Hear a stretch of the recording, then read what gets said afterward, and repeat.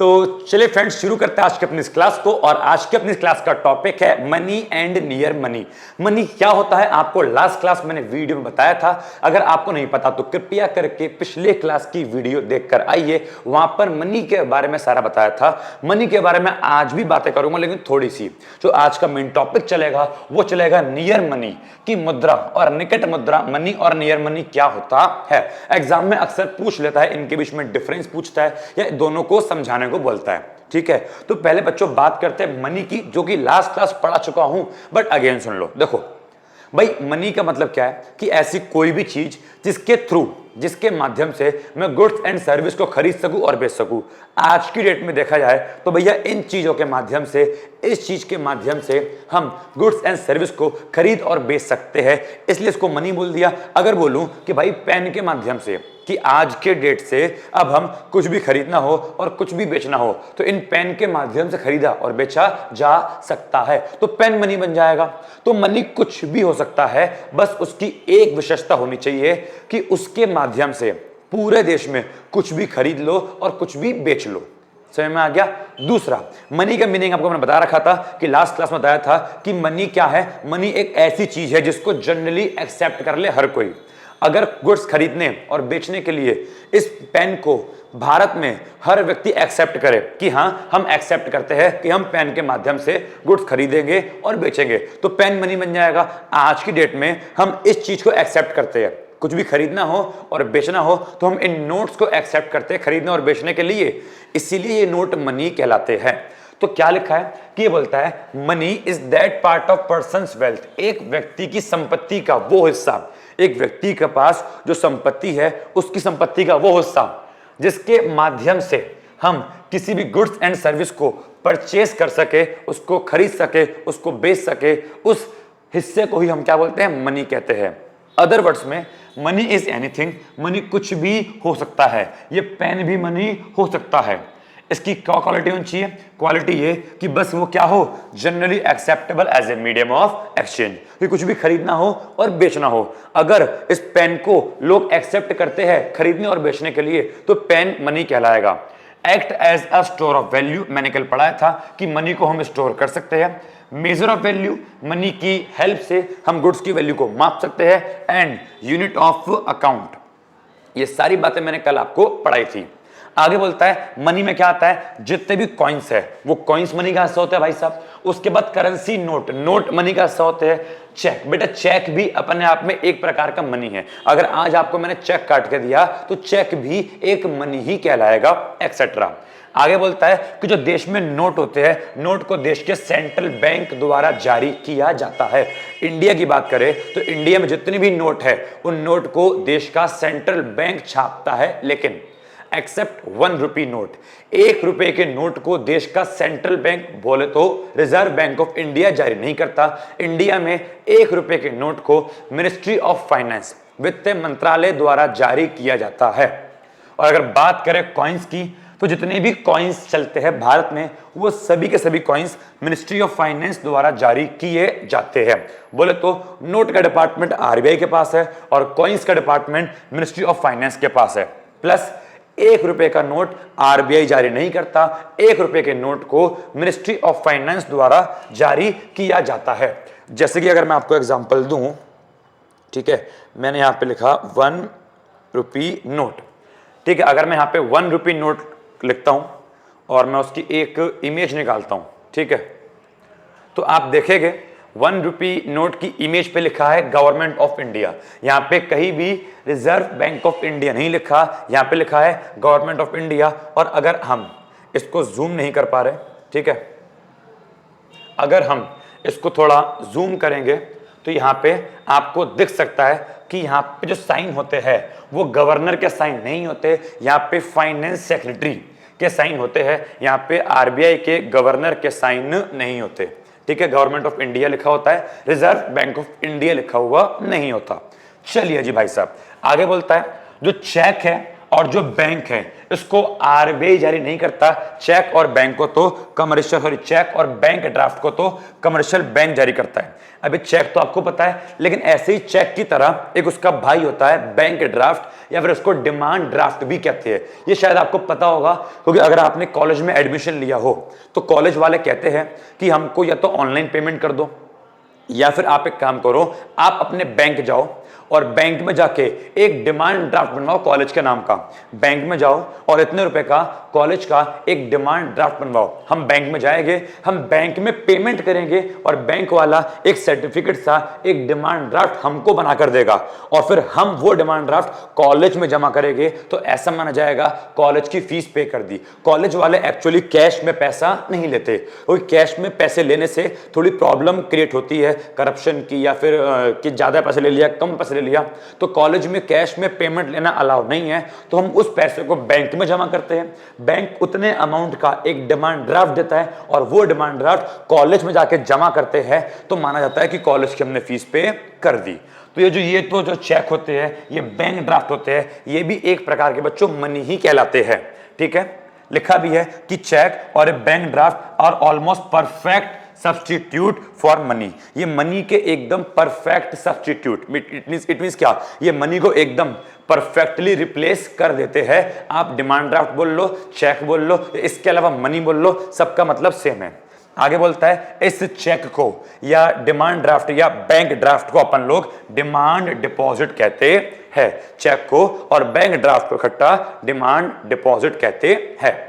आगे देखें तो मनी के कुछ फीचर है, जैसे कि सबसे पहला फीचर है लिक्विड एसेट। लिक्विड एसेट का मतलब है कि मनी सबसे ज्यादा लिक्विड एसेट है। लिक्विड आपको पता रखा है कि लिक्विड एसेट का बच्चों मतलब होता है जो जल्दी कैश में कन्वर्ट हो, और मनी तो ऑलरेडी कैश में होता है। तो मनी सबसे ज्यादा एक लिक्विड एसेट है। क्या बोलता है, लिक्विड एसेट वो एसेट होती है जिसको इजीली हम गुड्स एंड सर्विस के लिए एक्सचेंज कर सकते हैं with no loss of value और टाइम।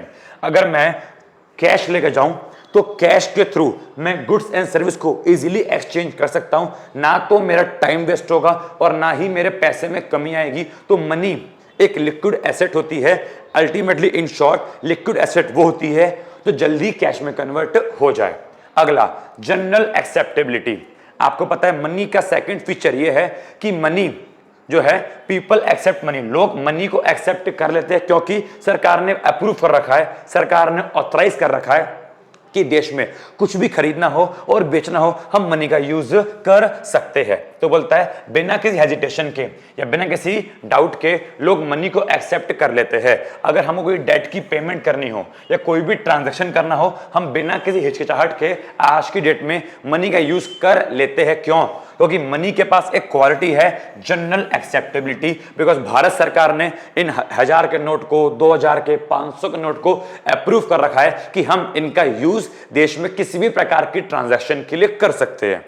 उसके बाद बोलता है मीडियम ऑफ एक्सचेंज। मनी की तीसरी क्वालिटी यह है कि मनी एक मीडियम ऑफ एक्सचेंज है। मीडियम माने क्या? एक स्रोत है एक्सचेंज करने का। एक्सचेंज माने क्या? Sale and purchase. कुछ भी सेल और परचेज करना हो तो मनी एक ऐसा मीडियम है जिसके माध्यम से सेल, गुड्स एंड सर्विस को सेल एंड परचेज किया जा सकता है। और आखिरी means and not an and. Money एक मीन्स है, एक स्रोत है, अपने आप में एक एंड नहीं है। फॉर एग्जाम्पल आपने मेरे को पैसा दिया, तो आपने जो मेरे को 500 के नोट दिए वो एक ये जरिया है जिसके थ्रू मैं अपनी सेटिस्फैक्शन पूरी करूंगा। 500 रुपए के नोट से मिलने से, जो आपने मेरे को 500 रुपए के नोट दिए उससे सेटिस्फैक्शन नहीं होगी। कि बताओ अगर भूख लगेगी मेरे को तो क्या 500 के नोट में खाऊंगा फाड़ के? बोलो ना, अगर भूख लगेगी क्या 500 के नोट खाऊंगा? अगर बाहर जाना है, कपड़े पहनने हैं, तो क्या नोट पहन के जाऊंगा? नहीं ना। नोट एक जरिया है जिसके माध्यम से हम सेटिस्फैक्शन पूरी करते हैं। नोट अपने आप में सेटिस्फैक्शन नहीं है। तो वही बोलता है कि मनी यूजफुल है एक इनडायरेक्ट वे में। आप मनी को डायरेक्टली यूज नहीं कर सकते। भूख लग रही है तो मनी नहीं खाओगे, बल्कि मनी के थ्रू कुछ सामान खरीद के खाओगे। आगे बोलता है using money we buy those goods and service which satisfy our wants. Money को यूज करके हम वो गुड्स एंड सर्विस खरीदते हैं जिससे हमारी वांट सेटिस्फाई हो। Money therefore is a means to meet our demand, हमारी डिमांड को पूरा करने का ये एक साधन है, एक तरीका है। It is not an and, बिल्कुल हम मनी को यूज नहीं कर सकते, उसके थ्रू हम सेटिस्फेक्शन पूरी करते हैं। बताओ क्या आपको मनी क्लियर है? तो ये तो हमने बात पढ़ी बच्चों मनी के बारे में। अब हम पढ़ेंगे नियर मनी के बारे में। अगर आपको नोट करना है तो वीडियो पॉज करके नोट कर लीजिए। चलिए जी, तो भाई साहब आप लोगों ने मेरे बच्चों नोट कर लिया? अगर नोट देखो ये तो आपको पहले भी आता था। भैया मेन मुद्दे पे आओ।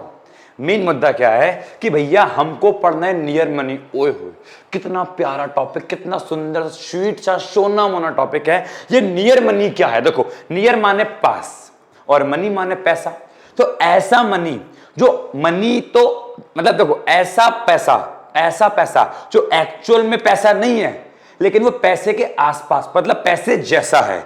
मतलब कोई भी ऐसी चीज जो पैसा नहीं है, जो एक्चुअल में पैसा। देखो बेटा इसको बोलते हैं एक्चुअल में पैसा। देख रहे हो? तो ये क्या है? ये एक्चुअल में पैसा है बेटा। सॉरी गलती हो गई, चमका नहीं रहा। ये एक्चुअल में पैसा है, लेकिन कुछ वस्तुएं ऐसी होती है जो एक्चुअल में पैसा नहीं होती भाई साहब।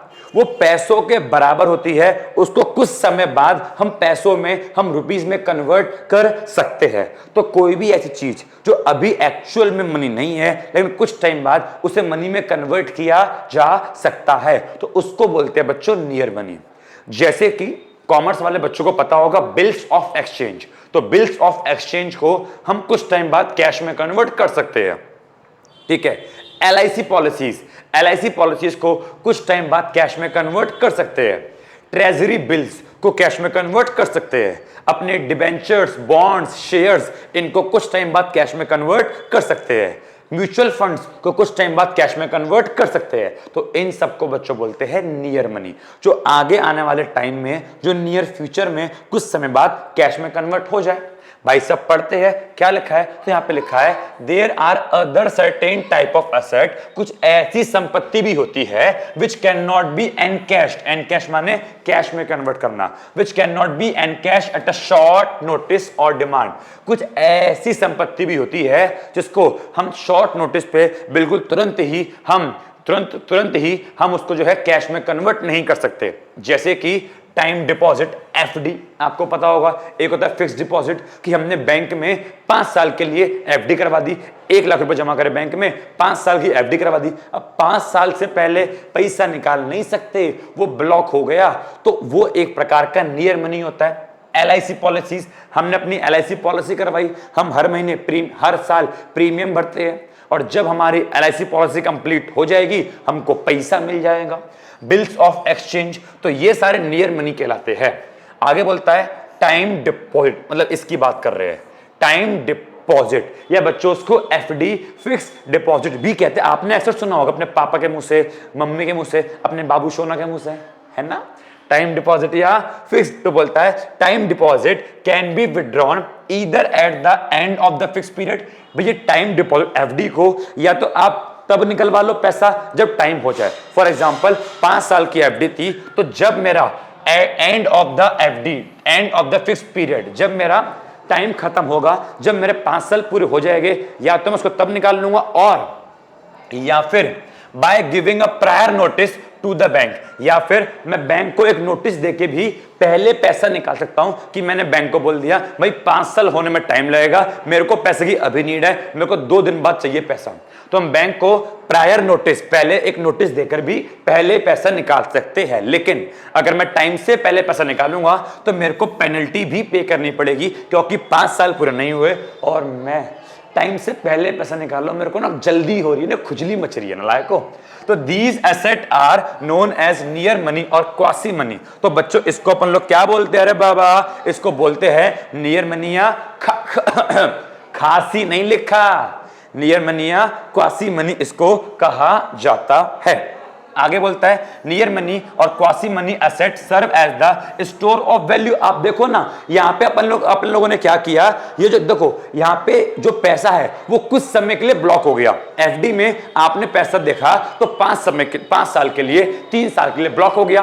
तो मैं ये कहना चाह रहा हूं कि यहाँ पे जो मनी है वो एक समय के लिए ब्लॉक हो गया, मतलब वो मनी एक समय के लिए स्टोर हो गया। हमने अपनी वैल्यू को, अपने मनी को 5 साल के लिए स्टोर कर लिया। तो यहां पे जो मनी का फंक्शन है वो स्टोर ऑफ वैल्यू वाला फंक्शन निकल के सामने आता है। लेकिन क्या ये पैसा हमेशा के लिए स्टोर हो गया या हमेशा के लिए ब्लॉक हो गया? क्या पैसा कभी निकाल नहीं पाऊंगा? नहीं, अपना टाइम पूरा होने के बाद मैं पैसा निकाल सकता हूं, उस पैसे का यूज मैं कर सकता हूं। ठीक है, तो यहां पे जो मनी होता है वो टेम्पररी कुछ समय के लिए ब्लॉक होता है और कुछ टाइम बाद हम इसको कन्वर्ट कर लेते हैं बिल्कुल मीडियम ऑफ एक्सचेंज मतलब कैश में, कि कुछ टाइम बाद हम उस चीज को कैश में कन्वर्ट कर लेते हैं। फॉर एफडी, कि 5 साल बाद एफडी को कैश में कन्वर्ट कर लूंगा। 20 साल की एलआईसी है तो 20 साल बाद एलआईसी को कैश में कन्वर्ट कर लूंगा। 3 महीने का बिल ऑफ एक्सचेंज है तो 3 महीने बाद बिल ऑफ एक्सचेंज को कैश में कन्वर्ट कर लूंगा। 3 महीने का ट्रेजरी बिल है तो 3 महीने बाद ट्रेजरी बिल को कैश में कन्वर्ट कर लूंगा। ठीक है, तो बोलते हैं यहां पे क्या करते हैं, हम अपने मनी को टेम्पररी कुछ समय के लिए ब्लॉक करते हैं, कुछ समय के लिए हम उस पैसे का यूज नहीं कर सकते, लेकिन कुछ टाइम बाद उसको हम कैश में कन्वर्ट कर सकते हैं एक शॉर्ट पीरियड में। मतलब क्या, 3 महीने, 1 साल, 2 साल उसको कैश में कन्वर्ट कर सकते हैं without loss in their face value. और अगर मैं बिल्कुल टाइम पर, फॉर एग्जांपल एफडी का टाइम 5 साल का था, बिल्कुल 5 साल बाद निकालूंगा तो मेरे पैसों में कोई कमी नहीं आएगी, कोई भी लॉस नहीं होगा। ट्रेजरी बिल का समय 3 महीने का था तो 3 महीने बाद निकालूंगा तो मेरे पैसों में कोई कमी नहीं आएगी। एलआईसी 20 साल की थी तो 20 साल बाद निकालूंगा, कोई भी कमी नहीं आएगी। बताओ, इतनी बात क्लियर नियर मनी की? इतनी बात क्लियर है? जल्दी से इसको नोट करो बेटा, बढ़ते हैं आगे की ओर। हाँ भाई नालायको, नोट कर लिया? चलो, सो बेटा जी आगे बढ़ते हैं। Types of near money. Near money कितने टाइप का होता है? आइए भाई साहब एक बार पढ़ लेते हैं नियर मनी के टाइप। तो नियर मनी भैया जी 5 टाइप का होता है। भैया यहाँ पे तो 2 लिखे, अबे नालायक, यहाँ पे 2 लिखे, 3 लिखे अगले पेज पे। ठीक है, तो सुनो, सबसे पहले बच्चों पढ़ते हैं बॉन्ड, सिक्योरिटीज, डिबेंचर। बेटा आप लोगों ने अक्सर सुना होगा शेयर, डिबेंचर, बॉन्ड। देखो बेटा, जो शेयर, डिबेंचर, बॉन्ड होते हैं, वैसे यहां पे मैं शेयर्स की बात नहीं करूंगा, क्योंकि देखो शेयर्स को तो अगर आप लोग शेयर मार्केट में इन्वेस्ट करते हो या फिर कैपिटल मार्केट में इन्वेस्ट करते हो तो आपको पता होगा कि शेयर्स को तो कभी भी बेचकर उसे कैश में कन्वर्ट कर सकते हैं। तो यहां पे मैं शेयर्स की बात नहीं करूंगा, यहां पे मैं कुछ ऐसे बॉन्ड्स की बात करूंगा या सिक्योरिटीज की बात करूंगा या डिबेंचर्स की बात करूंगा। अब ये देखो, शेयर डिबेंचर बॉन्ड या फिर बॉन्ड सिक्योरिटी डिबेंचर, ये क्या होता है? ये कॉमर्स वाले बच्चों को पता होगा, ठीक है। ह्यूमैनिटीज वाले बच्चे, आर्ट्स वाले बच्चों को थोड़ा कम पता होगा कि कंपनी जो होती है जनता से पैसा लेती है, और जब जनता से कंपनी उधार दो, कंपनी को आगे बढ़ना है तो कंपनी को चाहिए पैसा, और कंपनी के पास इतना सारा पैसा नहीं है, तो कंपनी पब्लिक से, जनता से पैसा लेती है और बदले में प्रूफ के तौर पे उनको शेयर, डिबेंचर या बॉन्ड इशू करती है। और जनता से जब पैसा लेती है तो कंपनी बताती है कि हमने आपसे पैसा लिया है 2 साल के लिए, 3 साल के लिए, 5 साल के लिए, 20 साल के लिए। समझ में आ गया? तो अल्टीमेटली वही वाली बात आ गई कि जनता से पैसा लिया और बदले में हमने उन्हें कोई डॉक्यूमेंट दिया। तो जो जनता के पास जो डॉक्यूमेंट आया, जनता के पास जो डॉक्यूमेंट आया वो एक टाइम के आया कि 10 साल का डॉक्यूमेंट, 5 साल का, और 10 साल 5 साल बाद वो डॉक्यूमेंट जनता कंपनी को वापसी करेगी और उन्हें कैश मिल जाएगा।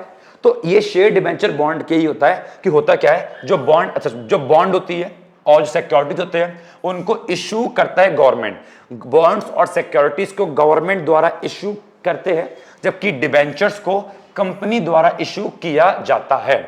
दे are means to borrow fund for short, medium and long term. जब कंपनी को पैसा चाहिए होता है या सरकार को पैसा चाहिए होता है आगे बढ़ने के लिए, तो सरकार शेयर, डिबेंचर, बॉन्ड इशू करती है और पैसा जनता से उधार लेती है।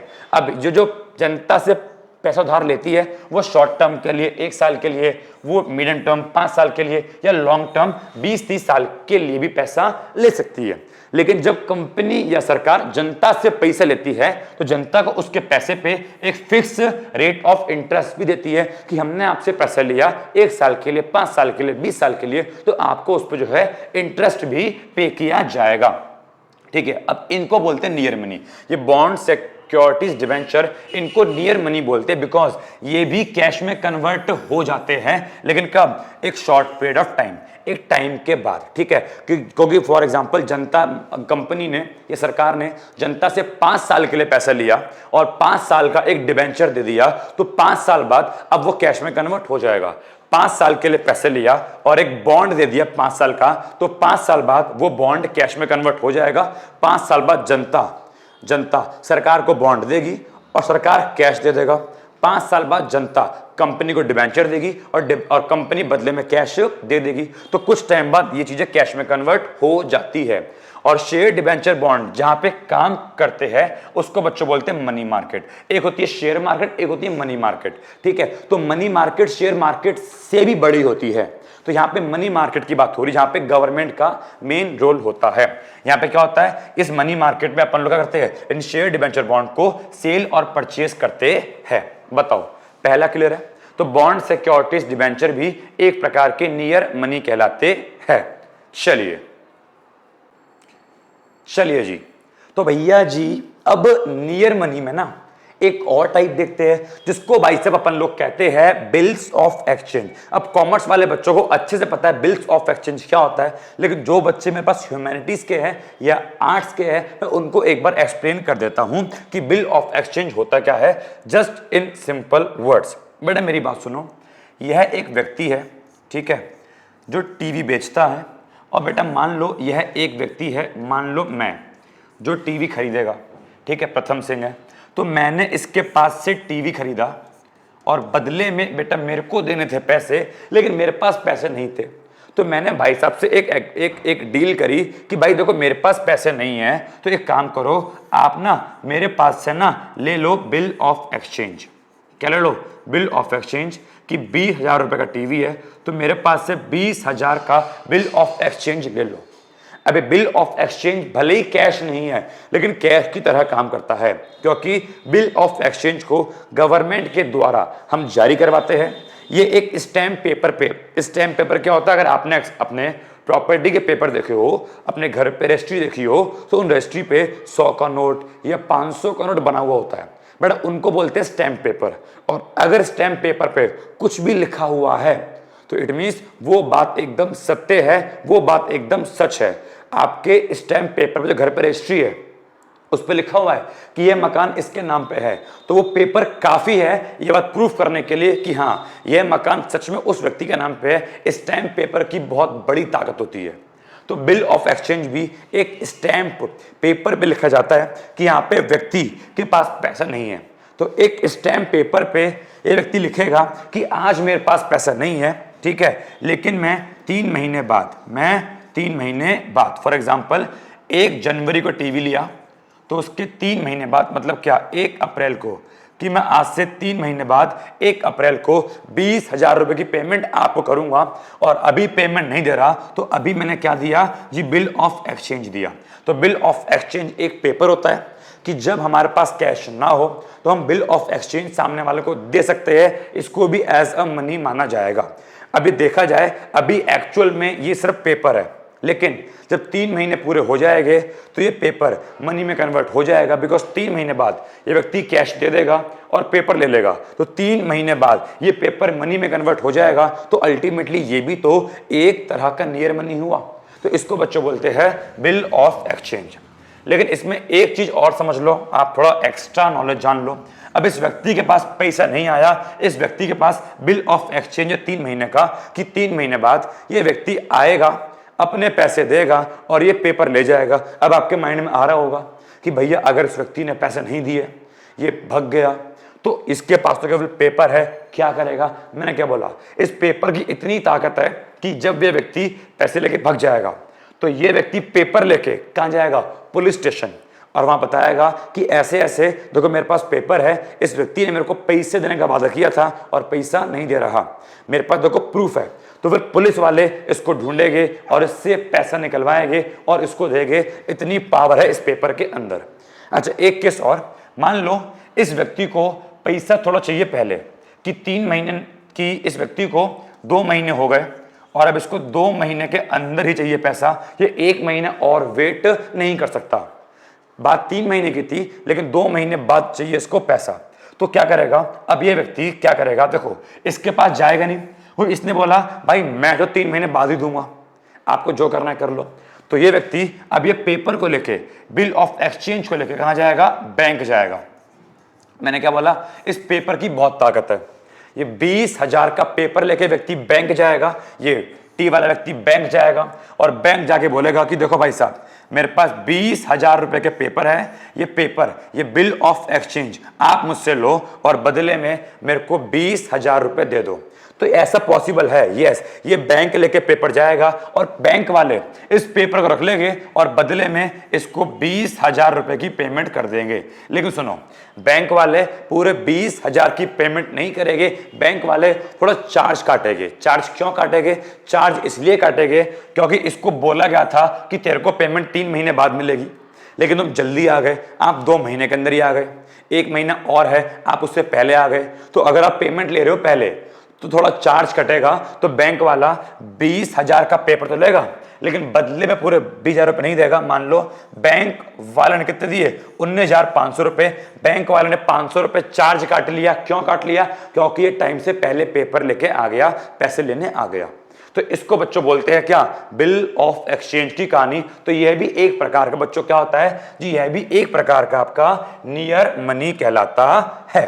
तो क्या लिखा है कि बिल ऑफ एक्सचेंज भी एक प्रकार का नेगोशिएबल इंस्ट्रूमेंट है। बेटा जो भी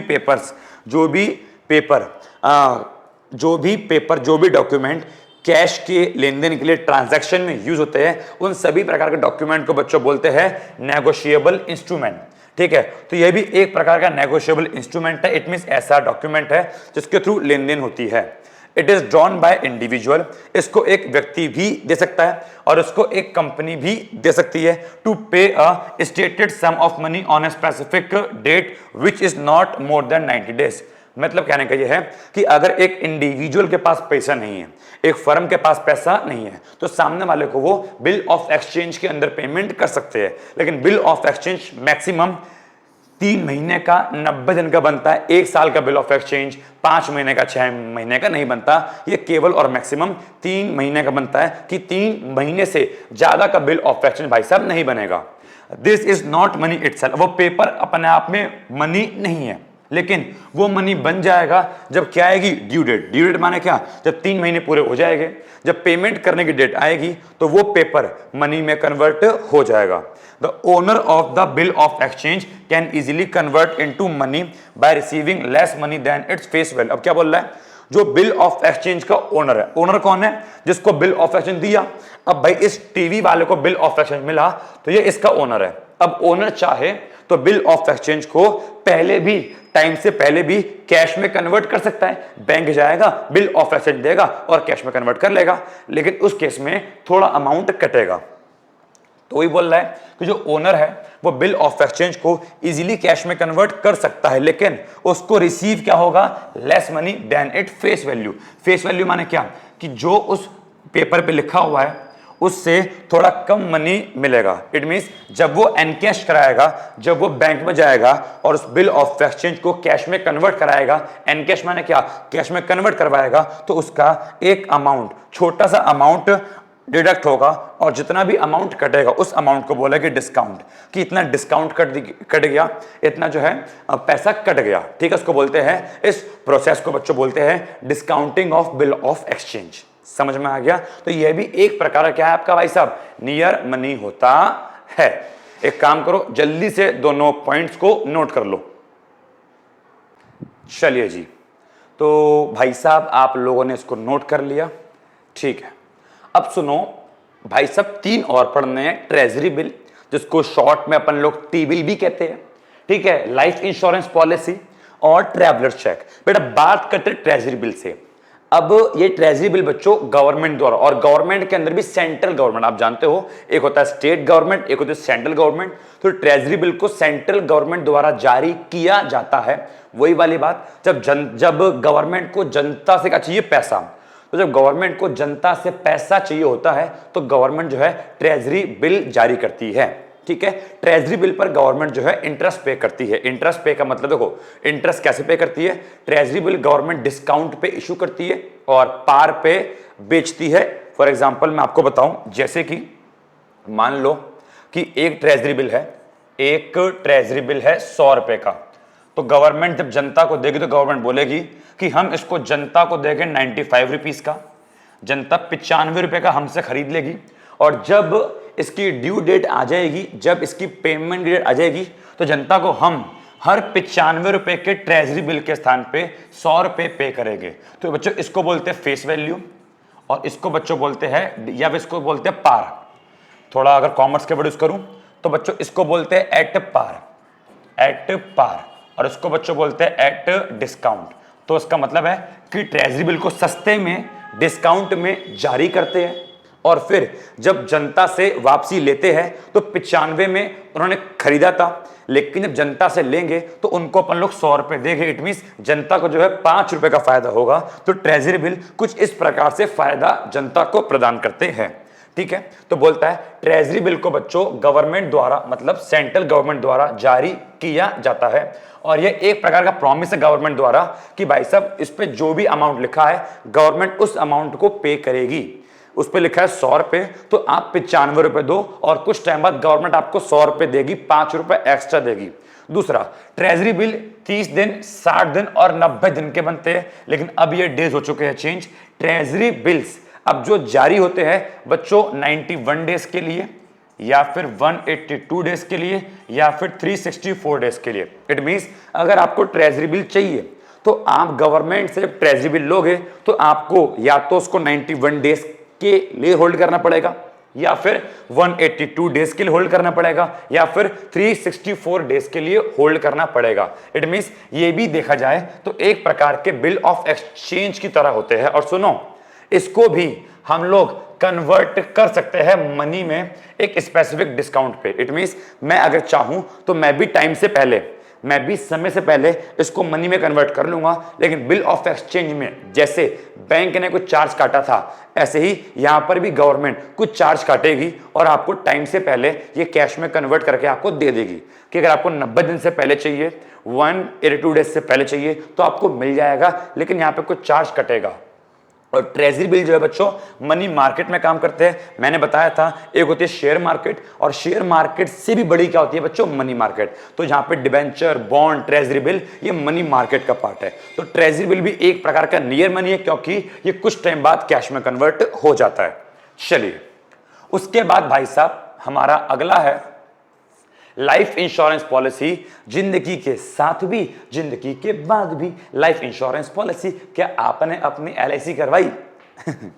यहाँ पे मैं कोई एजेंट नहीं हूँ LIC वाला कि मैं यहाँ पे आपकी LIC करूंगा। LIC में क्या होता है? LIC में हम अपना जीवन बीमा करवाते हैं, ठीक है। फॉर एग्जांपल हम अपनी LIC पॉलिसी करवाते हैं कि 10 साल की पॉलिसी, 20 साल की पॉलिसी। और होता क्या है, अगर मैंने 10 साल की पॉलिसी करवाई या 20 साल की पॉलिसी करवाई तो हर साल मेरे को 10 साल तक लगातार, या हर साल 20 साल तक लगातार मेरे को प्रीमियम पे करना पड़ता है कि हर साल मुझे कुछ अमाउंट पे करना पड़ेगा LIC के ऊपर, जो मेरी LIC पॉलिसी है। और अगर फॉर एग्जांपल मैंने 20 साल की पॉलिसी कराई, अब अगर 20 साल से पहले मैं लुढ़क गया तो सारा का सारा पैसा मेरे परिवारजन को मिलेगा। लेकिन अगर मैंने 20 साल की पॉलिसी करवाई और मैं नहीं लुढ़का तो क्या मतलब तो क्या होगा? वो पैसा मेरे को मिल जाएगा।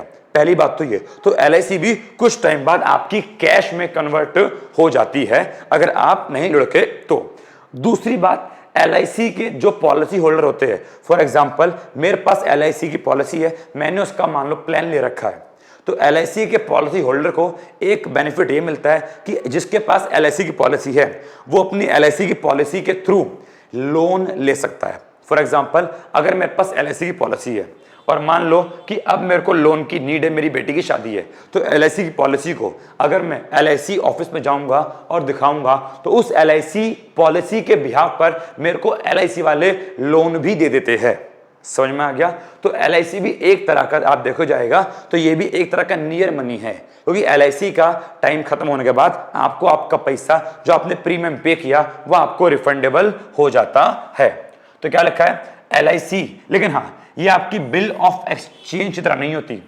आप सोचो कि मैं इसको टाइम से पहले डिस्काउंट, नहीं, ये आपकी बिल ऑफ एक्सचेंज की तरह नहीं। तो क्या लिखा है, LIC is not like a bill of exchange, लेकिन certainly it is like near money, ये नियर मनी होती है। The holder of LIC policy can obtain cash in form of loan. अगर LIC पॉलिसी होल्डर को cash चाहिए तो वो अपनी पॉलिसी के बिहाफ पर लोन ले सकता है, अपनी पॉलिसी LIC में लेके जाएगा, पॉलिसी दिखाएगा और लोन मिल जाएगा। LIC policy is a form of liquid asset, ये भी एक प्रकार की लिक्विड एसेट है जिसको हम लोग नियर मनी कहते हैं, ठीक है। और आखिरी बच्चों आपका होता है ट्रैवलर्स चेक। अब ट्रैवलर चेक क्या होता है, बेटा मान लो मैं किसी कंट्री में घूमने जा रहा हूं, अब उस कंट्री में भाई मेरा खर्चा होगा, अब इतना सारा कैश तो लेके जाऊंगा नहीं ना, मैं घूमने गया अमेरिका, अब अमेरिका में मेरा खर्चा होगा, लेकिन अमेरिका में मैं इतना सारा कैश तो लेके जाऊंगा नहीं अपने बैग में भर के। तो मेरे बैंक से बोलूंगा कि बैंक मैं अमेरिका जा रहा हूं लेकिन मैं इतना कैश लेकर नहीं जाऊंगा, कुछ इलाज बताओ। तो बैंक वाले क्या करेंगे, मेरी सुविधा के लिए एक ट्रैवलर चेक मेरे को देंगे। ट्रैवलर चेक क्या होगा कि जो मेरा फॉर एग्जांपल मेरा बैंक बेटा मान लो कोटक महिंद्रा बैंक है, तो अमेरिका में भी कोटक महिंद्रा बैंक की बहुत सारी ब्रांच होगी, तो मेरा बैंक क्या करेगा, मेरा बैंक मेरे को कोटक महिंद्रा बैंक की एक ट्रैवलर चेक बुक देगा। अब उस बुक में क्या होगा कि अगर मैं अमेरिका में घूम रहा हूं और मेरे को पैसे की नीड है तो क्या करूंगा, जो मेरे को मेरे बैंक ने ट्रैवलर चेक दिया था उस चेक पे मैं अमाउंट लिखूंगा और अमेरिका में मैं कोटक महिंद्रा बैंक में जाऊंगा और वो ट्रैवलर चेक दूंगा, तो उस कोटक महिंद्रा बैंक से मेरे को पैसा मिल जाएगा, मेरे को डॉलर्स मिल जाएंगे। इसको बच्चों बोलते हैं ट्रैवलर चेक की सुविधा। तो ट्रैवलर चेक के माध्यम से भी हम अपने चेक को कई बार घूम रहे हैं तो जल्दी ही कैश में कन्वर्ट कर सकते हैं। तो क्या लिखा है कि traveller cheque are like near money asset, ये भी एक प्रकार का नियर मनी है। They can be encash as different place, हम इसको अलग अलग प्लेस पर अलग अलग कंट्री में एनकैश कर सकते हैं, लेकिन कहां पे, जहां पर हमारी ब्रांच है, जिस ब्रांच ने इश्यू किया अगर उस देश में वो ब्रांच है तो वहां पे मैं इस चेक को कैश में कन्वर्ट कर सकता हूं। तो यह भी एक प्रकार की लिक्विड एसेट है, यह भी एक प्रकार का नियर मनी है। तो मैंने आपको 5 प्रकार के नियर मनी पढ़ा है। तो क्या बोलता है, near money is that part of wealth, तो नियर मनी हमारी संपत्ति का वो हिस्सा है जो लगभग मनी है, एक्चुअल मनी नहीं है, जो ऑलमोस्ट मनी है, लेकिन अभी मनी नहीं दिखे, अभी मनी आपको नहीं दिखेगा, लेकिन हाँ कुछ टाइम बाद आप उसको कैश में कन्वर्ट कर सकते हो विदाउट मच कैपिटल लॉस। आपका कोई ज्यादा लॉस नहीं होगा, ज्यादा हानि नहीं होगी, आप टाइम से पहले भी उसको कैश में कन्वर्ट कर सकते हो और टाइम पे कन्वर्ट करते हो तो बिल्कुल भी आपका कैपिटल लॉस, बिल्कुल भी आपकी हानि नहीं होगी। तो यहां पे आपने नियर मनी का पूरा कॉन्सेप्ट पढ़ा और नियर मनी के आपने 5 टाइप्स भी पढ़ लिए। होपफुली मनी और नियर मनी में क्या डिफरेंस है आपको भाई से पल्ले पड़ गया होगा, ठीक है। तो भैया जी अब मिलेंगे अपनी नेक्स्ट क्लास में, और नेक्स्ट क्लास अभी देखो इतने मुझको पसीने आ रहे हैं, गर्मी लग रही है, ठीक है, तो अभी तो और नहीं पढ़ा पाऊंगा, नेक्स्ट क्लास में मिलेंगे और नेक्स्ट क्लास में हम एक नए टॉपिक के साथ, मनी का टॉपिक चलता रहेगा, मनी में ही एक नया टॉपिक हम लेकर आएंगे, ठीक है भाई साहब। तो आज के लिए इतना काफी है, चलिए okay, thank you so much बेटा, bye bye, God bless you, take care, जब तक मैं ना मिलूं दुआओं में याद रखना, चलिए।